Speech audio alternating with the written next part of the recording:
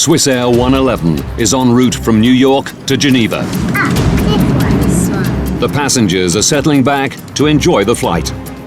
Business class and economy class, they would have absolutely no idea that anything was amiss. As cabin power is cut, some passengers are mildly concerned.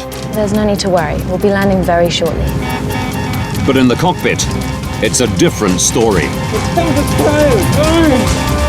I could hear a master warning tone, and I had no idea of what that meant. The pilot's attempts to control the jumbo are failing. Few on board realize they only have minutes to live.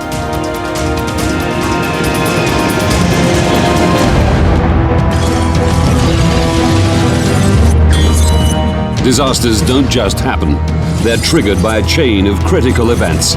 Unlock the clues and count down those final seconds from disaster.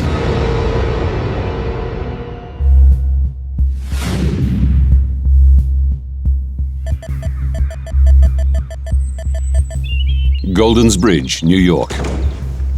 4:46 p.m. Father of three, Ray Romano, is leaving on a business trip to Europe. Lynn, are you almost done, honey? Just finishing up. Is it time already? It's time. I just made partner in his accounting firm that he worked for his entire life. He was just an all-around good man. I'll see you next week. Please call. Of course. –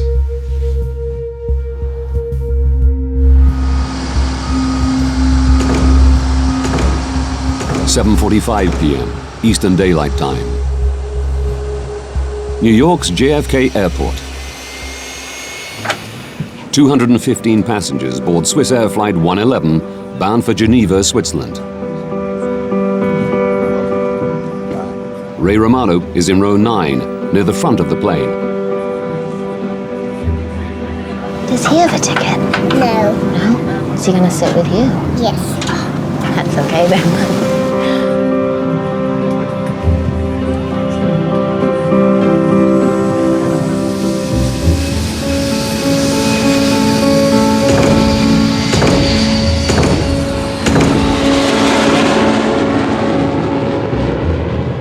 Captain Urs Zimmermann and First Officer Stefan Löw will fly through the night on the 8-hour journey.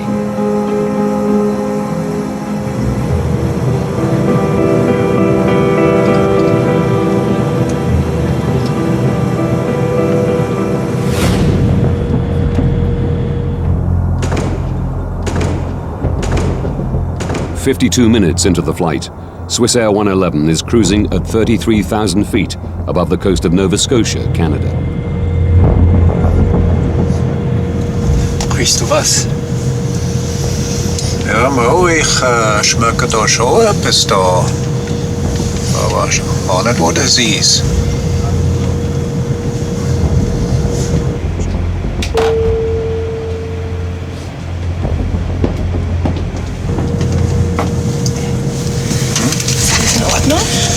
Schmeckt dir etwas in der Kabine dahinter? Ich kann hier drinnen riecht es etwas komisch, aber draußen, draußen in der Kabine gar nicht, nein. Nicht, gar nicht? Nein, gar nicht. Das ist Air Conditioning, ne? Ja.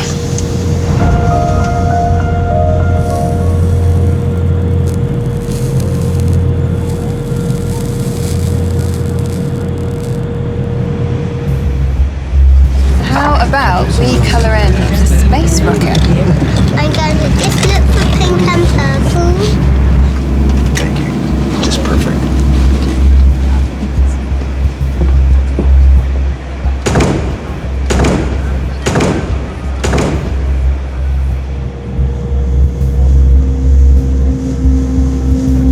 Irgendwelche Pläne für zu Hause? Wir können mal segeln an Zürichsee. Ah, super.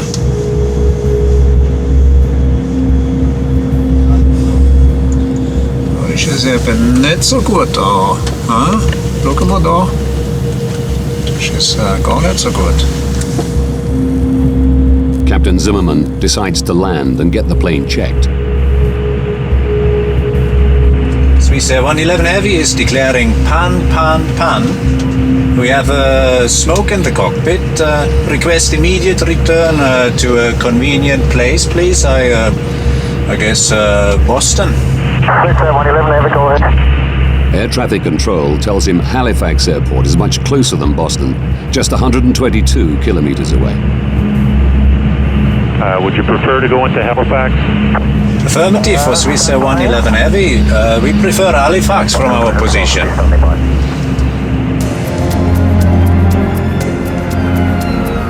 The airport prepares for an emergency landing.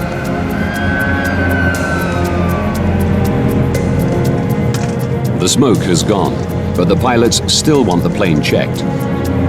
They use oxygen masks as a precaution and begin to descend. The captain has turned on the fasten seatbelt sign. We have a problem with the air conditioning, which needs to be rectified before we continue the flight. We'll be detouring into Halifax Airport in Canada.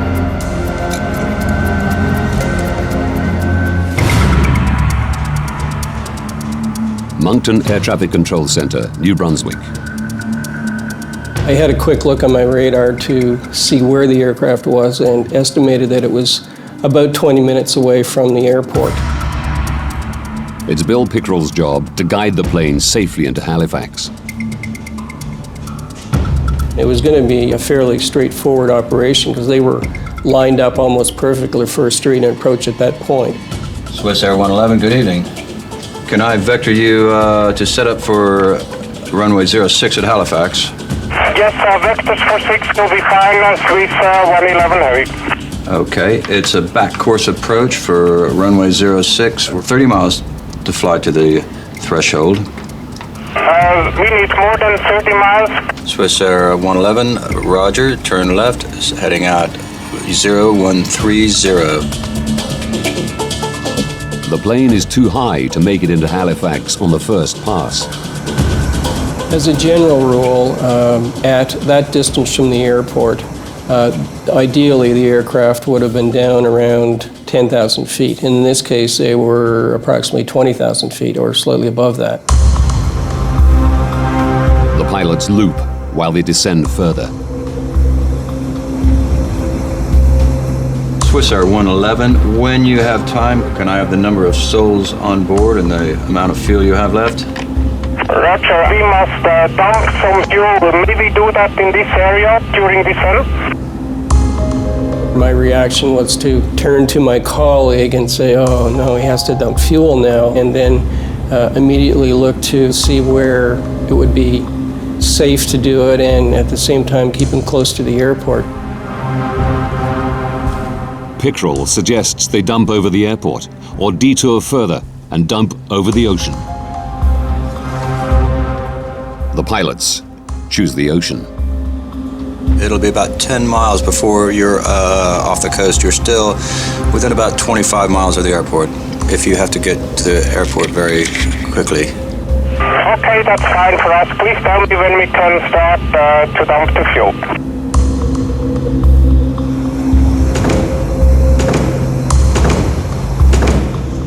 The captain starts Swiss Air's procedure for dealing with smoke of unknown origin. Captain, bus switch selected, confirm? He cuts unnecessary power to the cabin.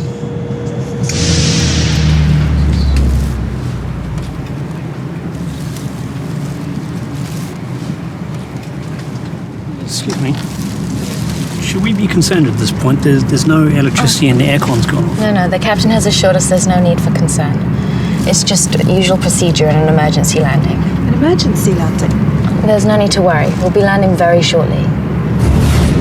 Could you strap her in, please?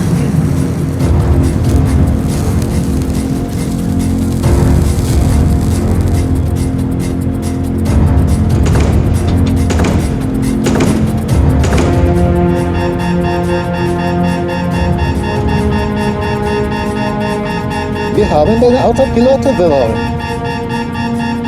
Der Autopilot ist weg.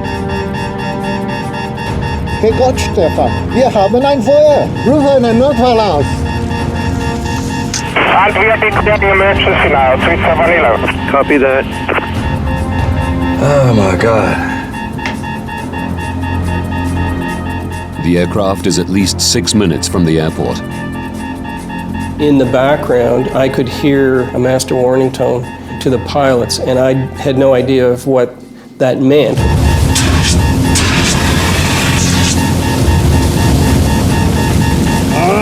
Komm, mach das! 11 Heavy, we starting damp now, we have to land immediate. Swiss Air 111, roger.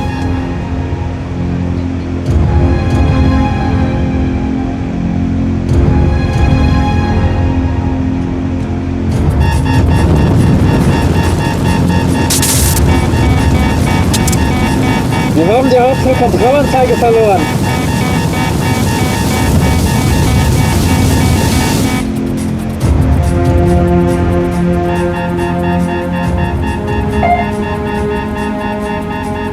We've lost the transponder. Transponder's gone. Come in, Swiss Air 111.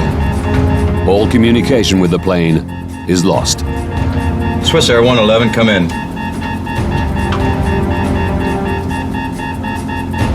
Air traffic controllers can now only follow its path on their radar. Swiss Air 111, come in. We noticed that the aircraft had turned away from the airport and was proceeding westbound down the coast. And that was when we realized that something had gone horribly wrong.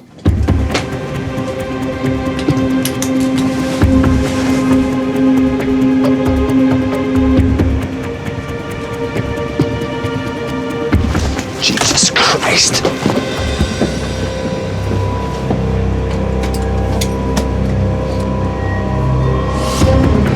Please, we have seats at the back. Go straight down. My colleagues will help you.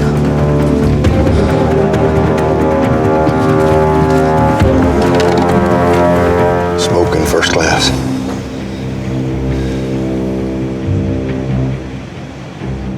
For 6 minutes, Bill Pickerel watches the plane's erratic course.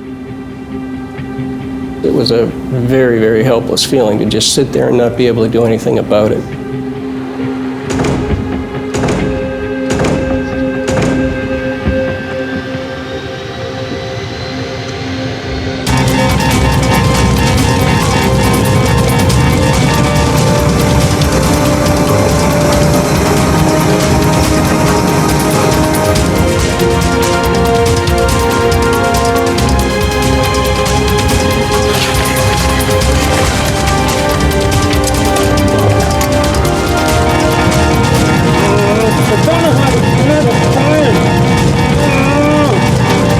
Suddenly they turned to the south, out toward the open ocean.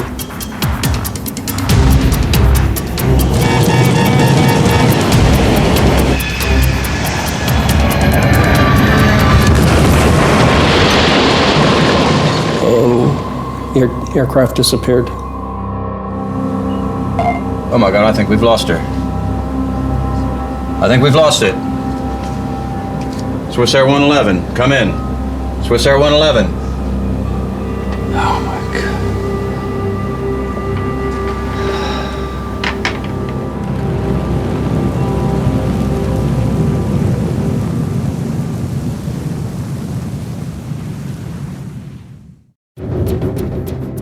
The last radar position of Swiss Air Flight 111 is 9 kilometers from the Canadian shore.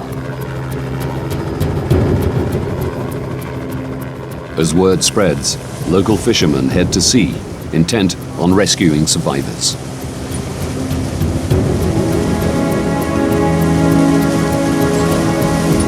We think nothing of jumping in the boats in the night time and going and helping out as much as you can. And it was just a natural thing to do. It takes Wayne Manuel an hour to reach the site. You could see the rest of the boats that were out there at the time, but you could smell the fuel from the jet. And as we got closer, you could see debris floating.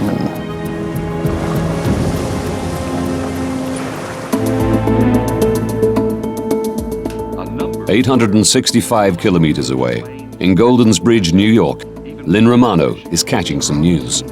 pilot managed to radio there was smoke in the cockpit before the plane disappeared off radar at 1,000 feet of altitude. I saw that there was a plane crash, which always sent chills through me. And I made the sign of the cross because I wanted to, pray for these people, whether they were alive or dead. No one knew then. It was on a flight out of New York on its way to Geneva. Tom, tell us what you've been seeing and hearing from your position. The more I watched the news, the more I realized that this was his flight. All evening long, emergency vehicles have been positioned along the coastline waiting for possible survivors. I called the 800 numbers and I said, look, it's Swiss Air Flight 111. He's in seat 9F. I have all of the information here. Somebody's got to tell me that he was on this aircraft. Was it Swiss Air 111? I knew that it was the same aircraft.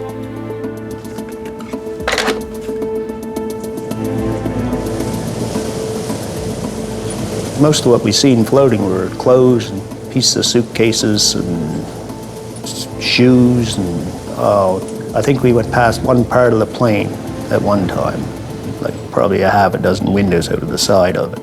And that was the biggest thing that we seen, I believe. Wayne hoped to find survivors. You always hope, but after you got there and you seen what was floating, you knew that there was nothing left. There wouldn't be any survivors.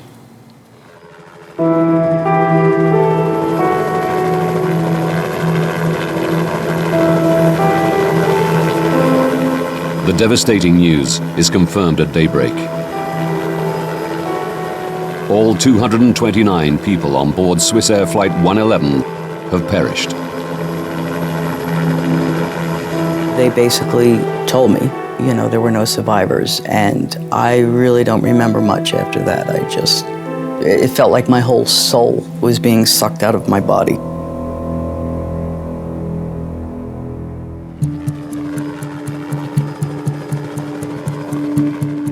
The Canadian Transportation Safety Board launched an investigation. The deputy chief is Larry Vance. He has 31 years' experience as a pilot and 14 as an air crash investigator. His starting point is the tape from air traffic control. We had quite a bit of information, in fact, from the very beginning because we knew that the aircraft had caught on fire, if you will, and that the pilots were fighting that circumstance. What we were interested in was how the fire started, how the fire spread, and how it eventually disabled the airplane. That's the key for us, was to answer those three questions. Now, by going deep into this investigation, we can reveal what caused a modern passenger airliner to plummet into the Atlantic Ocean, killing everyone on board.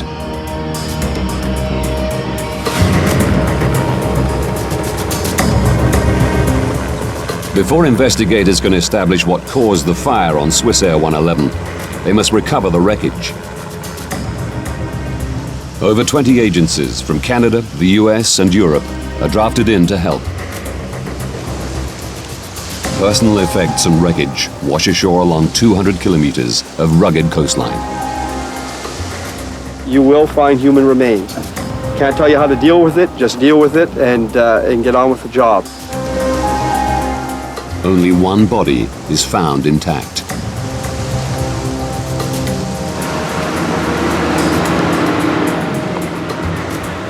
Divers and remotely operated vehicles scour the wreckage 54 meters under the sea.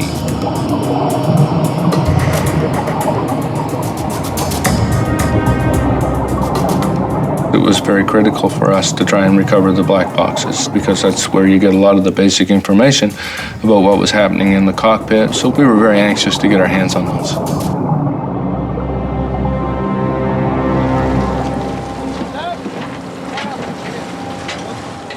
Within 9 days of the crash, both black boxes are found intact. Do we see the emergency checklist for air conditioning smoke? The team learn that the pilots first smelled and then saw smoke. Stefan, der Rauch ist weg.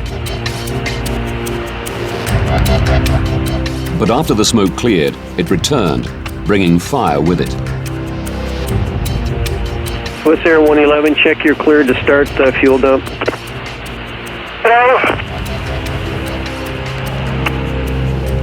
But investigators learn little more.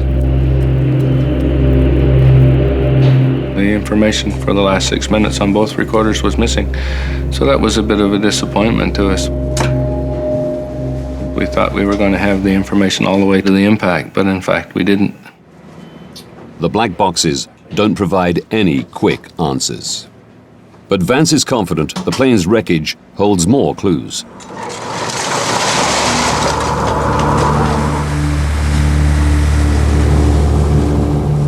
It takes months to retrieve the wreckage and personal effects.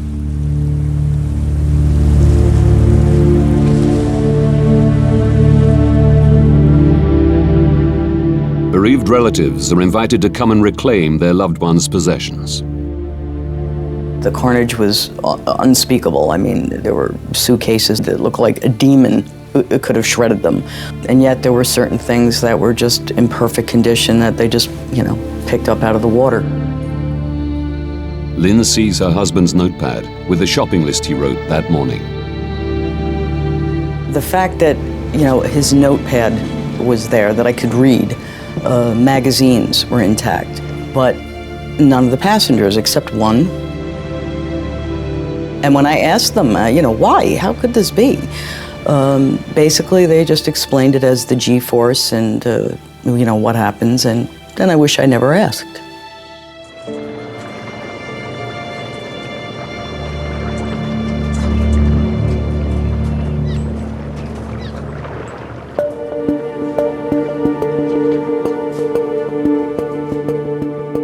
Eventually, 98% of the plane is recovered. But it's in over 2 million pieces.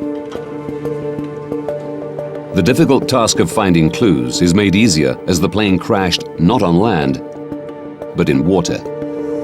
It presented us with a very unique opportunity because not very many times are you going to have an event where you have a full-fledged fire in progress, extinguished all at the same time, all instantly, so it preserves that fire in that moment of time. Investigators' priority is to establish where the fire began and what initiated it.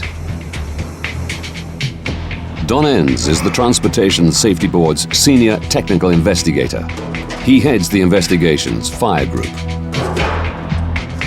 The first bits that came up that were identified as fire damage were from the either the cockpit or the first-class galley or the first-class compartment. So we're looking at that area. Seeing that all the fire-damaged wreckage is from the front of the plane, the team decides the best way to understand what happened is to reconstruct it. Like a 5,000-piece puzzle, the wreckage is painstakingly attached to a full-size wire jig. As you put more of the stuff together, the picture became more and more clear. I can remember looking at the roof of Galley 1 in particular and seeing all the heat damage from the outside in, which is actually putting the heat source above the galley. The reconstruction shows that the fire was raging not in the galley, but out of sight, above it. In the attic space, which runs the full length of the plane. It houses electronic equipment, wiring, air conditioning components, and insulation. There were no smoke detectors in the attic, and no requirement to have them. Passengers would have absolutely no idea what was going on until the fire actually came through the ceiling, and even that would only have happened in the first-class galley, maybe in the first-class section. At the back of the airplane, business class and economy class, they would have absolutely no idea that anything was amiss. A bulkhead wall divides the attic into 2 compartments, with a small tunnel for wiring to pass through. By understanding who could smell the smoke when, from the black box recordings.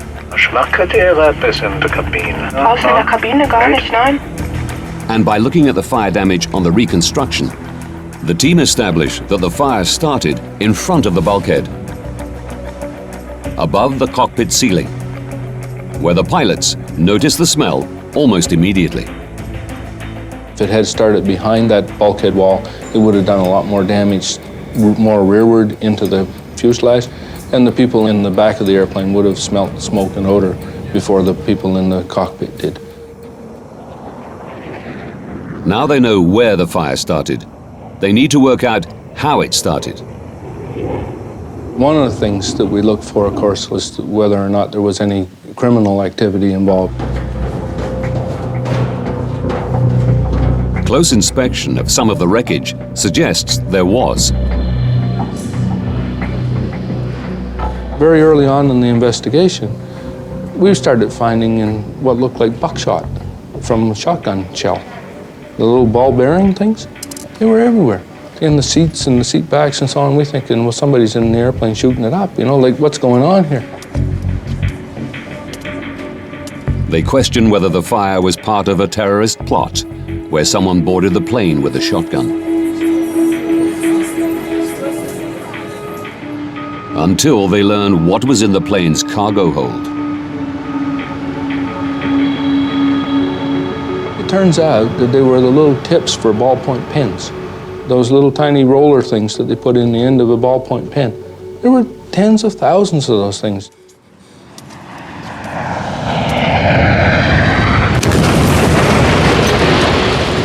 The plane hit the sea with such force, it shot the ball bearings through the cargo hold into the cabin and cockpit. With criminality ruled out, Vance and his team must consider other possible causes of Swiss Air 111's fire. We know where the fire started. We knew it was up above the ceiling in the cockpit area. And then you start looking for potential ignition sources up there. And right away, the obvious one that comes to mind is wiring.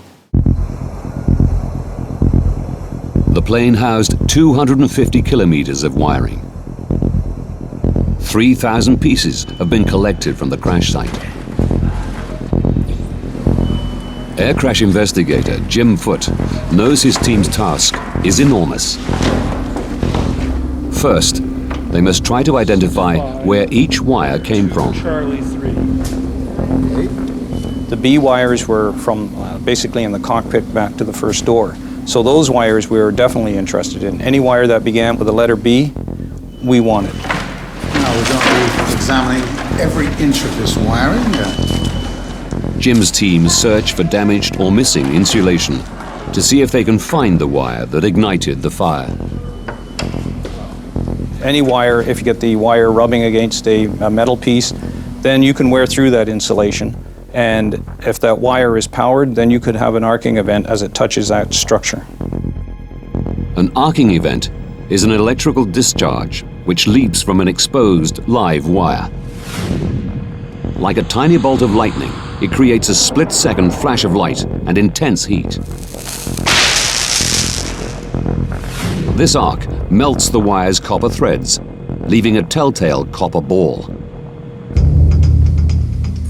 It's these copper balls the team search for. They find 20 wire segments that had arced. Most of them ran through the ceiling of the cockpit. Any of them could have sparked the fire.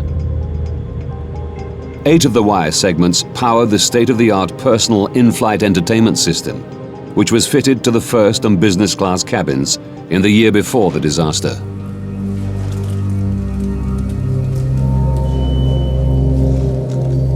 But despite extensive testing, investigators can't pinpoint which arcing event ignited the inferno.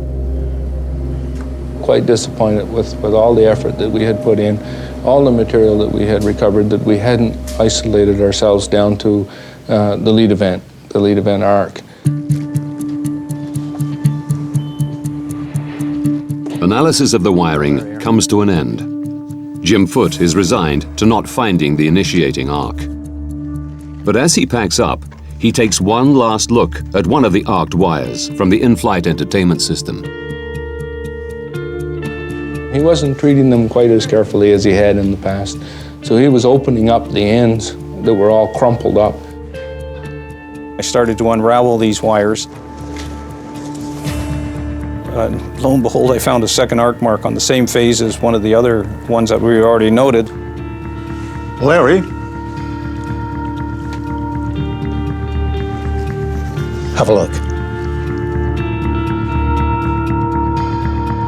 I knew these wires well enough, and Jim knew them well enough, that when I looked through that microscope and I saw that tiny little arc, I thought, wow, that's it.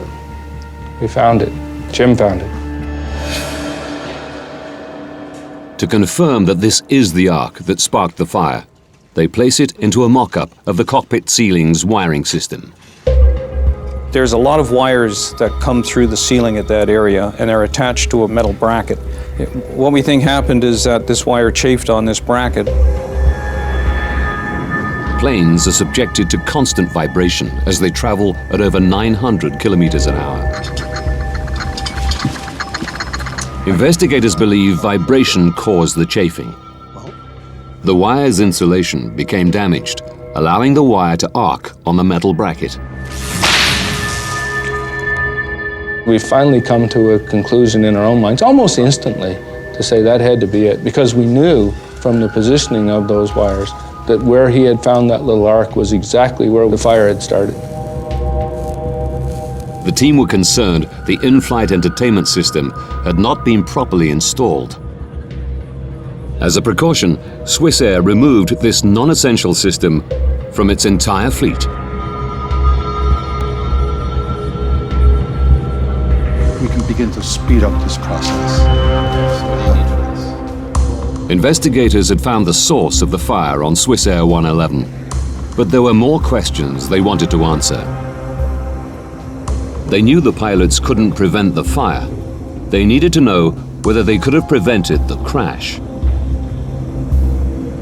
As investigators, you have to say what circumstances were these pilots in that caused them to do what they did that led to the eventual loss of the aircraft.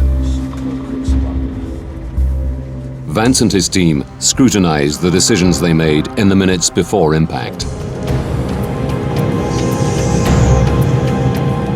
The black box recordings tell them that the cockpit filled with smoke and fire just moments after the pilots turned off excess power to the passenger cabins.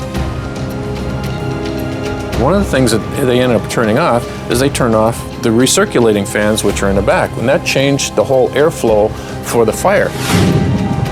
These fans had drawn the blaze through the bulkhead, away from the cockpit area. Once switched off, the blaze changed direction. It just went like that. It changed just right off the bat. The fire raged above the cockpit, burning through the ceiling and disabling critical aircraft systems.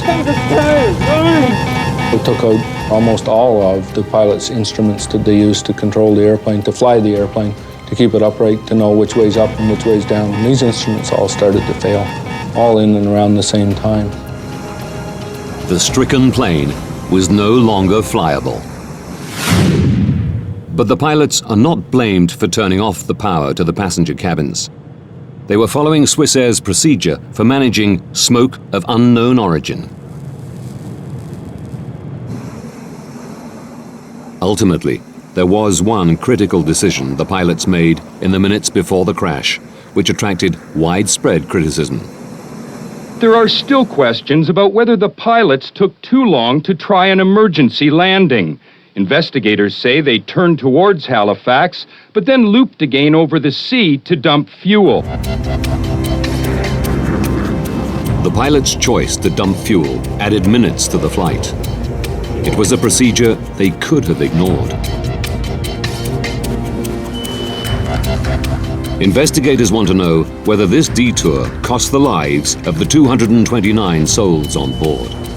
So what was our initial altitude? It was 33,000 feet. They calculate that for a direct approach to Halifax, the pilots should have started their descent at the moment they declared pan, pan, pan. But at this time, they didn't know that Halifax Airport was an option. Furthermore, a fully functioning plane would have needed 13 minutes to make the descent.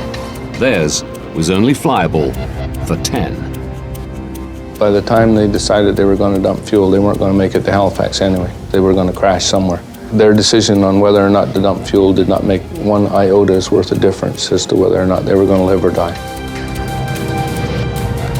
Captain Urs Zimmermann and First Officer Stefan Löw are cleared of any responsibility for the crash of Swissair 111.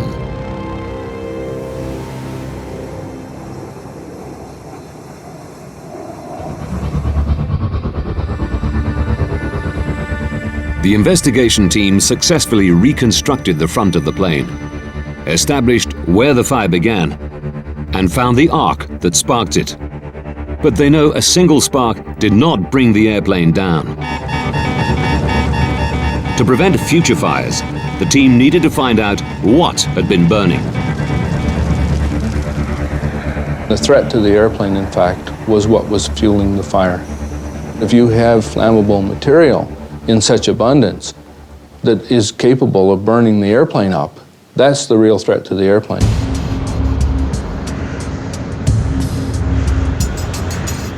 All the materials in American planes have to pass the US Federal Aviation Authority's flammability test before they can be used. But something in Swissair 111's attic was clearly very flammable. I can think of nothing in the areas that exist that would promote burning. Their attention is drawn to the shiny metallized material that covered the fiberglass insulation, MPET, more commonly known as metallized mylar. We recovered some of that insulation blanket cover material, the metallized mylar, floating on the ocean. There were little pieces of it, and what do you suppose, but it showed burn marks. It showed that it had been on fire. Metallized mylar was installed in 699 US registered planes. If it had fueled the fire, all of them were also at risk. This is the first thing I've seen. We had enough of it that we were recovering that wasn't burned that we took a wee bit of it and set it on the hangar floor and touched a match to it.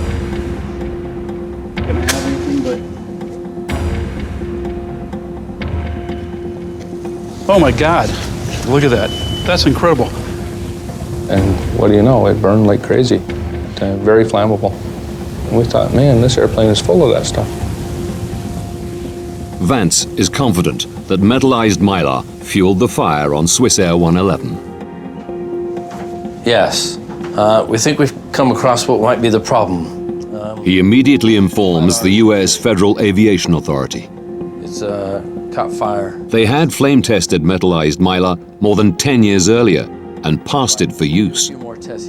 One of the things that we did was to go back and look at the history of this metallized mylar to see if there had been previous opportunities to identify that as a hazardous material. And in fact, we found several events during which metallized mylar was on fire in airplanes. As a result of these previous fires, the plane's manufacturer, McDonnell Douglas, suggested metallized mylar should be stripped from all their aircraft. 4 years before the Swissair crash, the US Federal Aviation Authority had retested metallized mylar and found it was flammable. But they didn't ban it. The fact is that none of them had caused the loss of life. Had one of these previous accidents resulted in a number of fatalities, if you had a body count, then they may well have reacted differently. The FAA now had a body count of 229. Again, they tested the metallized mylar, subjecting it to much more realistic in-flight fire conditions. It failed. The FAA gave US airlines 4 years to strip it from their planes. We know that we got results because we had blood on the water. There were a number of people did, and then people paid attention to it, and then we were able to move forward with our safety message and have it accepted. The investigation into Swissair 111 was the longest the Canadian Transportation Safety Board had ever undertaken. It took 4.5 years to complete. Using the detailed information that investigators unearthed, we can now reveal precisely what took place on Swissair 111 and what the pilots faced in the minutes before impact.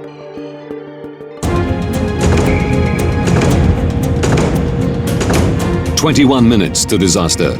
A wire in the attic arcs, igniting metallized mylar. The pilots smell something strange, but think it's an air conditioning problem. 18 minutes to disaster. Seeing smoke, they decide to land and head towards Halifax. 16 minutes to disaster. Air conditioning fans suck the attic fire towards the back of the plane. This clears smoke from the cockpit. 11 minutes to disaster. While looping to lose height, the pilots choose to detour further and dump fuel over the ocean. They don't know what's happening in the attic.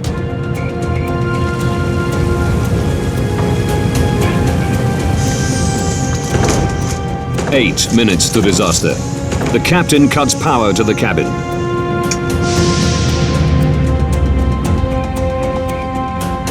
This shuts down the air conditioning fans, allowing the inferno to rage directly above the cockpit. 7 minutes to disaster. The blaze destroys the autopilot system, forcing the pilots to fly manually. Only now do they realize the enormity of the problem. Investigators suspect Captain Zimmerman fights the fire, leaving First Officer Lerv to fly the stricken plane. 6 minutes to disaster. The fire disables the flight displays, communications with air traffic control, and the black boxes.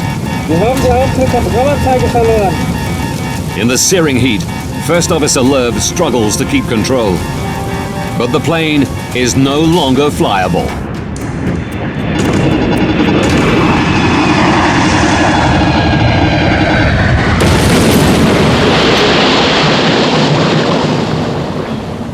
All 229 passengers and crew are dead.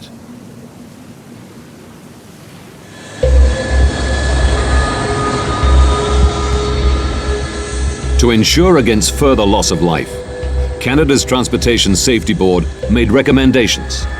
Many have been adopted globally by the aviation industry. They suggested that procedures for dealing with smoke of unknown origin be radically rethought. Our recommendation was that if you have smoke or odor in an airplane, that you have to assume that it is a fire that's out of control until you prove otherwise. And that, I think, has sunk its way into the aviation community a lot better than it did before Swissair 111. Investigators' biggest success was the banning of flammable metallized mylar. We know as a result of the Swissair 111 investigation that materials that might otherwise have been put in airplanes are no longer being put in airplanes, so a lot of good work has been done and a lot of good safety action has been taken.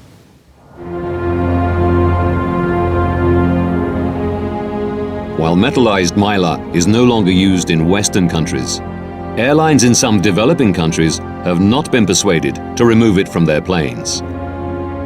Lives are still at risk. The next steps to make air travel safer may only be taken after another tragic incident. There has to be another event which refocuses people's attention, and that you have to say, we told you so, and you didn't fix it, now you better fix it because it's going to happen again. You cannot make people make change unless they feel a liability.